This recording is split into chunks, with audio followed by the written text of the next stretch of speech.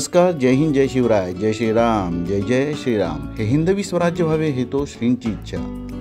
मित्रांनो, आज आपण करा हा किल्ला पाहण्यासाठी आलेलो आहोत. करा हा किल्ला बागलाण या भागातील आहे. पहाटेच आम्ही बिष्टा हा किल्ला पाहून श्री राकेशजी खैरनार यांनी दिलेल्या माहितीच्या आधारावर करा बेसकडे पोहोचलो. याआधी श्री राकेशजींनी आमचे छान आदरातिथ्य केले होते. न्याहारी चहा व दुपारचे जेवण जेवून आम्ही सारे तृप्त होऊन करा बेसकडे पोहोचलो. माझ्यासोबत आज महेश तावरे, कुमार कदम, समरजित यादव, राजू तडवी आणि मी स्वतः प्रकाश पाटील. दुपारचे 1:15 वाजलेले आहेत. आम्ही पायवाटेने करा किल्ल्याकडे निघालो. मुख्य रस्त्यापासून हा किल्ला जवळपास 1 किलोमीटर अंतरावर आहे. एका छोट्या दुकानाच्या समोरूनच किल्ल्याकडे जाणारा मार्ग आहे. मार्गावर जाताना काही स्थानिक देवदेवता विरगळी पद्धतीच्या आहेत. स्थानिक गावकऱ्यांनी दिलेल्या माहितीच्या आधारे व किल्ल्याच्या वाटेवरील खाणाखुणा समजावून घेऊन आम्ही वर गडाच्या दिशेने दिसणाऱ्या भगव्या झेंड्याच्या रोखाने निघालो. सुरुवातीस एका शेताजवळ काही स्थानिक देवता विरगळी आहे. पुढे एका उंचवट्यावर लहान झेंडा होता.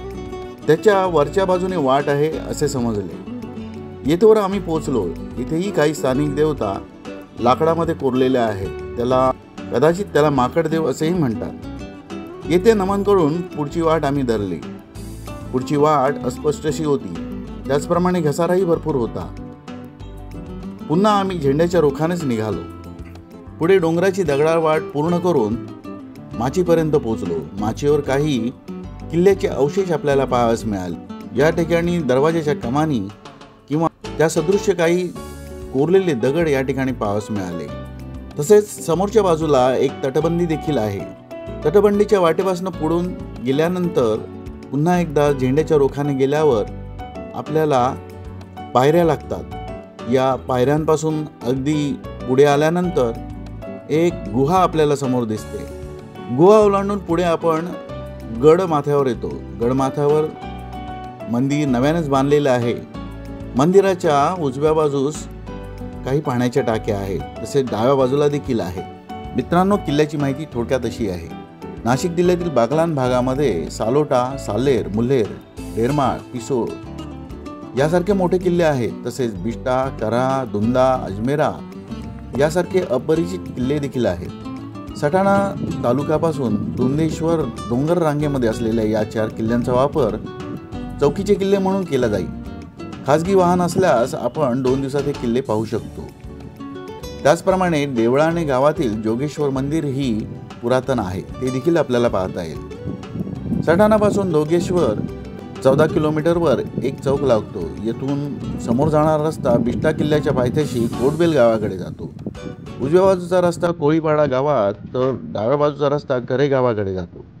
करा या किल्ल्यावर इथे काही शिल्प आहेत, ती झिजलेली आहेत. ही शिल्प ओळखण्याच्या पलीकडची आहेत. माचीवरून 10 मिनिटात चढल्यावर आपण कातळात कोरलेल्या पायऱ्या पाहतो. याच ठिकाणी ही गुहा किल्ल्यावर येणाऱ्या मार्गावर लक्ष ठेवण्यासाठी कदाचित ही गुहा बनवली असावी. गडावर भवानी मातेचे नव्याने बांधलेलं मंदिर आहे. त्याच्या पाठीमागे 2 पाण्याची टाकी आहेत.